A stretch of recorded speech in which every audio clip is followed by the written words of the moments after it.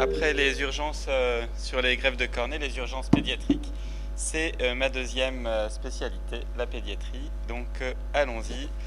Devant un strabisme, une seule chose à faire aux urgences, si c'est un strabisme d'apparition aiguë, un fond d'œil. S'il y a une seule chose à retenir de ce diaporama, c'est celui-là, pour ne pas passer à côté d'un rétinoblastome qui se manifeste classiquement sur les affiches que vous pouvez voir dans les médias par une leucocorie, mais dans 20% des cas par un strabisme, et plus rarement, et il faudra bien le retenir, une exophthalmie, un glaucome, des pseudo-uvéites, par exemple. Donc, devant une leucocorie, si je vous propose ce petit quiz, à quoi il faudra penser sur ce fond d'œil? Donc Morning Glory, exactement, donc c'est l'équivalent d'un colobome de l'ensemble de la papille qui est en rétro derrière le plan rétinien. Donc il peut y avoir des complications avec des DSR, notamment sur le bord du Morning Glory. Ici, une cataracte, et plus précisément une persistance, une PVF, une persistance de vascularisation fétale, avec une tache de Mittendorf, la tache postérieure sur la capsule postérieure. Ici, un volumineux colobome, je suis désolé, c'est un peu sombre. Ouais. C'est un peu sombre, effectivement. Oui, c'est un colobome, effectivement. Ici, des fibres amyélines extensives. Alors là, je vous aide un petit peu. Ça bombe dans le vitré avec une petite hyalite. Toxocarose, effectivement. Et ici, c'était un COTS. Donc, si on reprend un peu le rétinoblastome, en bref, un bilan en urgence avec fond d'œil bilatéral, écho B, IRM cérébral médulaire et orbitaire, pour rechercher les extensions. Soit il s'agit d'un rétinoblastome sporadique, classiquement unilatéral et unifocal, avec peu de risque pour la descendance et pas de second cancer, versus héréditaire, bilatéral et multifocal, avec un risque dans la descendance et des seconds cancers, sarcome, mélanome, etc. Donc bien évidemment, c'est des patients qu'on adresse en urgence à l'Institut Curie dès qu'on a la suspicion diagnostique forte. On change un peu de domaine, toujours sur la pédiatrie. Je ne sais pas si je peux lancer la vidéo, si vous pouvez regarder. Alors, je vous ai mis l'IRM à côté d'emblée. Donc là, vous avez un upbeat nystagmus, classique lésion localisatrice, un autre enfant qui avait ça, nystagmus battant vers le haut, accompagné de nystagmus des paupières, et l'IRM révèle une lésion localisatrice au niveau du mésencéphale. Un autre enfant. Donc il y a la réponse en même temps, hein. Alors c'est pas facile, la vidéo elle bouge un peu, mais ce qu'on peut voir c'est qu'on a un nystagmus à prédominance unilatérale, donc il faudra évoquer un gliome des voies optiques. Donc 3 causes avec examen neuro et IRM en urgence devant un nystagmus monoculaire, un upbeat ou un downbeat nystagmus. Inversement, si vous avez un nystagmus qui s'intègre dans un syndrome strabique, par exemple un nystagmus manifeste latent dans le cadre d'une ésotropie précoce, à ce moment-là, on fera un examen neuro et une IRM sur point d'appel. On change de sujet. Une petite fille de 12 ans qui m'était adressée pour une baisse d'acuité visuelle gauche depuis plusieurs mois, qui avait la malchance d'avoir un Usher de type 1 avec une acuité visuelle au préalable en 2011 à 7/10 sur les 2 yeux, et quand je l'ai vue, elle avait PL+ sur l'œil gauche, avec, comme vous pouvez le voir ici, un aspect aussi de leucocorie. Et voilà son fond d'œil. Donc, quel est votre diagnostic? Alors, c'est un peu sombre, hein, je suis désolé. Alors, il y a un œdème papillaire ici, et là, vous avez donc une exsudation qui est majeure en temporale. Au niveau fovéolaire, il y a un gros dépôt exsudatif aussi. On peut observer des anomalies vasculaires en temporale, et des zones un peu pâles rétiniennes, et cet œdème papillaire de l'autre côté. Il y a aussi, ici on ne le voit pas très bien, mais on peut voir un petit OMC, en tout cas sur mon écran. Donc en pratique, c'est un Coates sur son œil gauche qui complique un Usher. Donc les Coates, il y a des séries publiées d'associations entre Coates et Usher ou Coates et rétinite pigmentaire. Et on a compilé pas mal de dossiers, parce qu'avec le centre de référence, on avait pu compiler pas mal de dossiers qu'on va publier, dont ce cas. Donc l'angiographie confirme l'ischémie importante, confirme les télangiectasies. L'OCT montre sur son œil droit, elle avait un petit OMC dans le cadre de sa rétinite et de son Usher. Et sur l'œil gauche, une exsudation majeure. Donc, qu'est-ce que vous lui proposez comme traitement sur son œil gauche? Elle a 12 ans. Donc, laser, cryothérapie, qui fait du laser, qui fait de la cryothérapie, des IVT d'anti-VEGF, des corticoïdes ou une chirurgie vitréo-rétinienne. Donc, on optera, en tout cas j'ai opté pour du laser. J'ai associé une IVT d'Avastin. La cryothérapie, pas forcément, parce que ça va être plus pro-inflammatoire. Vous pouvez favoriser des membranes notamment. Et la chirurgie vitréo-rétinienne, pas à ce stade. Voilà. Alors l'évolution, elle a été lentement favorable. Et on a pu s'en sortir. Alors actuellement, là, c'était ce cas, il date un petit peu, c'était il y a 2 ans. Elle a récupéré 1/10. Donc, il y a eu des après, elle reste très atrophique, hein, je pense, suite à ça. Donc le Coates, ça peut être congénital, on peut le voir pratiquement dès la naissance, mais dans 70% des cas avant 1 an. Unilatéral, possible chez l'adulte. Et bon, classiquement, c'est le petit garçon de 10 ans, donc plutôt un sexe ratio en faveur des hommes. Plusieurs stades selon la teinte. Si on a des exsudats jaunâtres focaux, c'est un stade 1. Un décollement de rétine partiel exsudatif, ça c'est un stade 3. Un DR total en stade 4. Et au stade des complications, le stade 5. Donc la cryothérapie, elle est plutôt efficace, mais elle peut favoriser les tractions vitréo-rétiniennes. Donc on favorisera le laser. Les anti-VEGF, il y a de multiples publications, mais pas forcément toujours avec des groupes contrôle, plutôt des séries de cas. Donc le VEGF est élevé dans le vitré des Coates, donc plutôt en traitement adjuvant, mais jamais en traitement seul d'un Coates. Donc toujours sur les urgences pédiatriques, je pense que je ne vous... Sur ces 3 images, vous me répondez glaucome congénital, larmoiement, œdème de cornée, buphtalmie, photophobie, blépharospasme. Donc il faut bien évidemment suspecter un glaucome congénital. Donc on va organiser au plus vite un examen sous anesthésie générale et organiser un geste chirurgical. Les autres signes qu'on va rechercher, ce sera une buée épithéliale, des classiques stries de Hab. Alors qu'est-ce que c'est les stries de Hab ici? Là, vous en voyez une ici. Donc c'est quand vous avez une poussée de pression dans l'œil, vous allez avoir des ruptures de la desmette qui va s'enrouler. On le voit ici en OCT, des petits enroulements de la desmette. La buphtalmie et la mégalocornée classique du glaucome congénital chez l'enfant, la sclère est élastique et vous allez avoir une buphtalmie. On prend la pression autonomètre à rebond, on peut le faire en consultation, c'est très pratique. Et on recherche l'excavation papillaire également.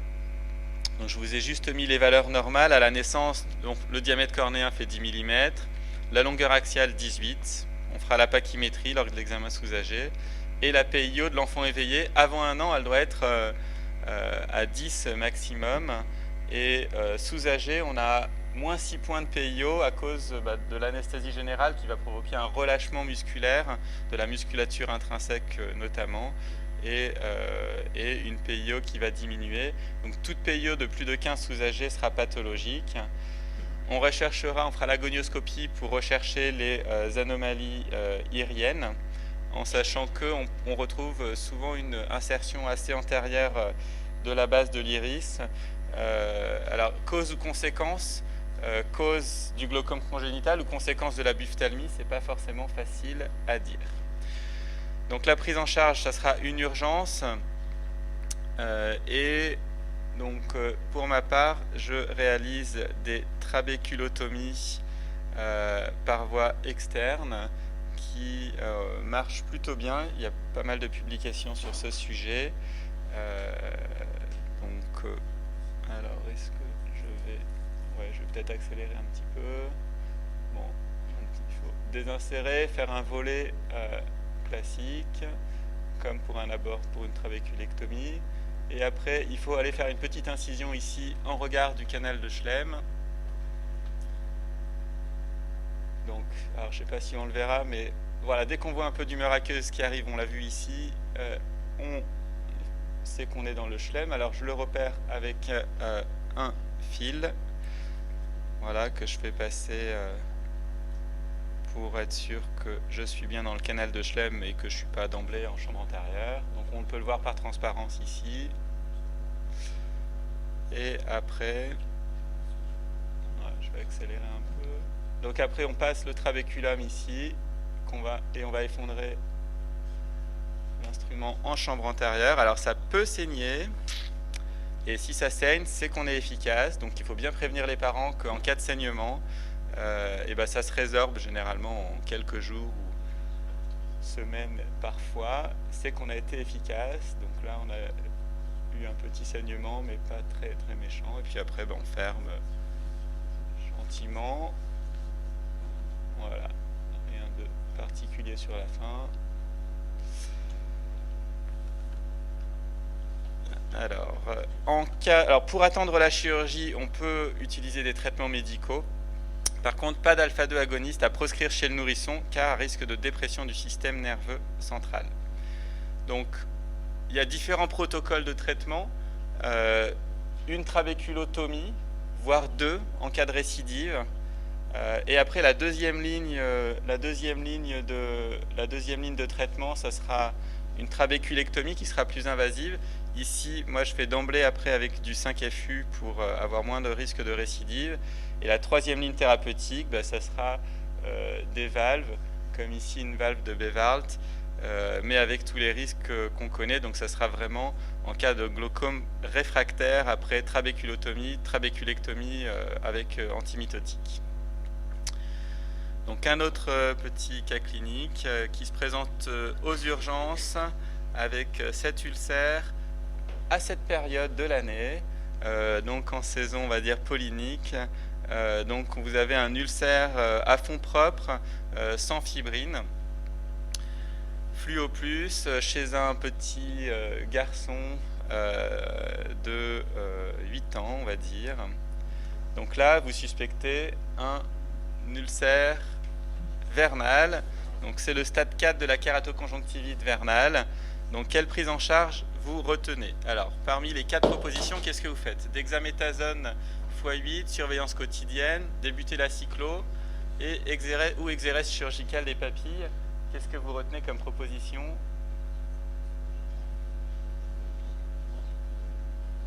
Est-ce qu'on retient tout? Surveillance quotidienne, oui, parce qu'on sait que ça peut aller vite.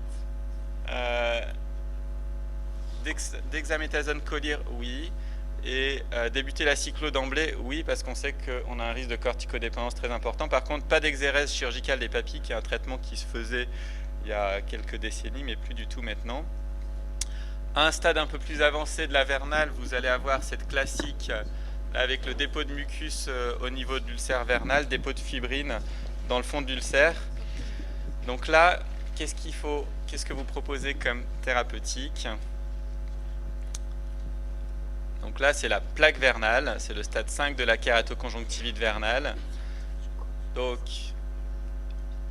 corticoïdes, surveillance quotidienne, débuter la cyclo, kératectomie plus GMA. et injection intratarsale de célestène. Qu'est-ce qu'on fait? On fait tout ça. On fait tout ça. La DEXA, voilà, la surveillance quotidienne. On débute la cyclo d'emblée parce qu'on sait qu'il y aura une corticodépendance. Et kératectomie, greffe de membrane amniotique, parce que si on n'enlève pas la fibrine, il n'y aura pas de cicatrisation de l'ulcère, donc il faut aller débrider l'ulcère et faire une GMA. Et injection intratarsale de célestène pour diminuer l'inflammation. Voilà pour les urgences pédiatriques. Est-ce que j'enchaîne avec les on enchaîne avec les strabo urgences en strabologie. Voilà. Oui. Ok. Alors, je vais essayer de rester dans le timing. Donc,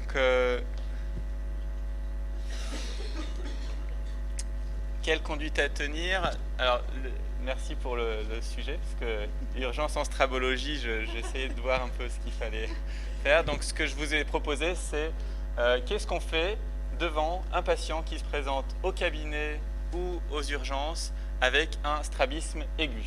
Un enfant qui a développé un strabisme en quelques jours, ou le jour même, le matin, il s'est réveillé avec un strabisme alors qu'il n'en avait pas. Donc on prend ce cas clinique d'un enfant de 6 ans qui a consulté aux urgences avec une diplopie depuis le matin, des pupilles réactives et symétriques et une réfraction à plus 0,5 sous cycloplégie et un fond d'œil normal bien évidemment. Vous avez fait le fond d'œil aux urgences. Donc on a une ésotropie de 35 en vision de près comme en vision de loin. Qu'est-ce qu'on en fait? Donc première des choses à faire la différence avec une paralysie du 6 comme ce petit garçon que j'avais pris en charge qui avait une réelle paralysie du 6. Ici vous voyez le déficit d'abduction de son œil gauche. Donc il y a d'autres petits signes entre le strabisme et la paralysie qu'on peut rechercher, c'est l'incomitance de déviation. Alors qu'est-ce que c'est l'incomitance de déviation? Ça va être une différence de l'angle en vision de loin par rapport à en vision de près, ou selon l'œil fixateur, ou si vous mesurez l'angle dans le regard latéral, vous pouvez avoir des différences. Donc ça sera plus en faveur d'une paralysie oculomotrice que d'un strabisme. On recherche un syndrome V qui peut être aussi en faveur d'une paralysie du 6. Donc chez cet enfant, il avait un œdème papillaire. Il faut bien évidemment faire une IRM en urgence pour ne pas passer à côté d'une tumeur cérébrale. Donc on revient à notre cas clinique. C'est un strabisme, ce n'est pas une paralysie oculomotrice. Quel est votre diagnostic au niveau sémiologique? On avait une cycloplégie à plus 0,5, un fond d'œil normal. Donc dans quel cadre on est? Donc on parle d'ésotropie aiguë non accommodative. Donc c'est des ésotropies qui apparaissent après l'âge de 6-8 mois et qui peuvent apparaître après dans l'enfance. Donc par définition, elles sont non accommodatives, donc pas améliorées par la correction optique. Inversement à cet enfant que je vous ai mis, qui est une ésotropie accommodative, avec une ésotropie qui est bien corrigée quand on lui met sa correction optique hypermétropique. Alors, est-ce qu'on parle d'un strabisme en CRN ou en CRA? Donc, dans la définition de l'ésotropie aiguë non accommodative, il est classiquement normosensoriel.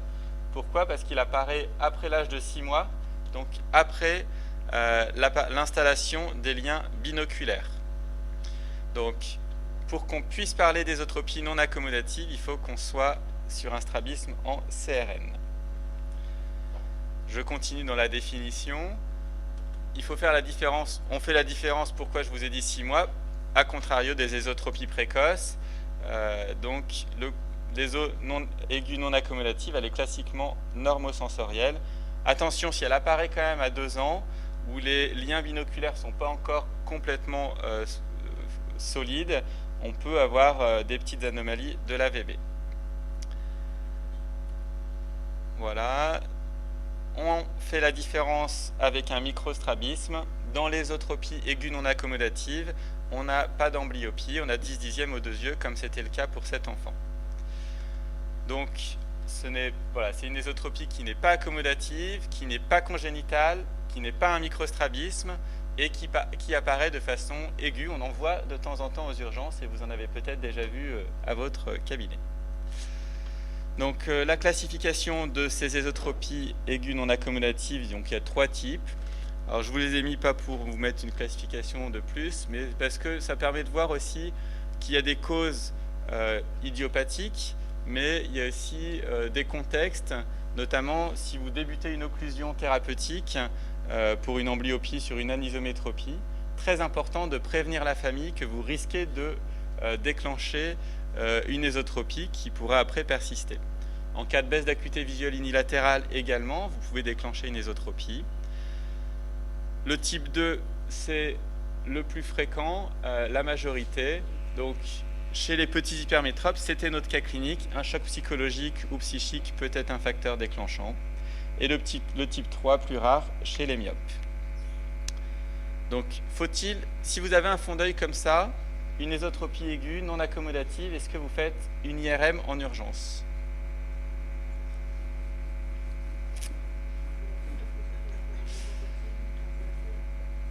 Ouais, je suis d'accord, il faut la faire, pas forcément en urgence absolue, mais il faut la faire parce que, en fait, ces ésotropies aiguës non accommodatives, on ne sait pas trop la physiopathologie, à quoi elles sont dues, mais ça peut être, elles peuvent être liées à une atteinte des aires du contrôle d'évergence. Et il peut y avoir des atteintes. Il y a quand même, quand j'ai refait la littérature, pas mal de case reports ou de séries de cas qui ont retrouvé des ésos de ce type-là comme signe précurseur d'une tumeur cérébrale, notamment de la fosse postérieure. Donc oui, il faut faire une IRM. En général, elle se majore, donc le traitement, il va être progressif. Déjà, la correction assez classique en strabologie, la correction optique totale sous cycloplégie. Si c'est une petite déviation, éventuellement des prismes en solution d'attente. Éventuellement essayer de la toxine, mais bon, selon l'âge, ça sera discutable. Et par contre, ce qui sera important, c'est si vous avez vraiment, autant moi j'opère vraiment plutôt tardivement les enfants du strabisme. Par contre, ça va être un cas où si ça apparaît à 2 ans et demi et que l'éso ne récupère pas, ça sera peut-être une indication d'opérer un peu plus précocement pour éviter la suppression et l'amblyopie. Par contre, si cet éso elle apparaît à 6 ans ou à 7 ans, on sera moins inquiet, moins urgent. Le pronostic, il est plutôt bon, avec une bonne vision binoculaire restaurée. C'est le critère diagnostique, comme je vous le rappelle. Merci de votre attention. Merci.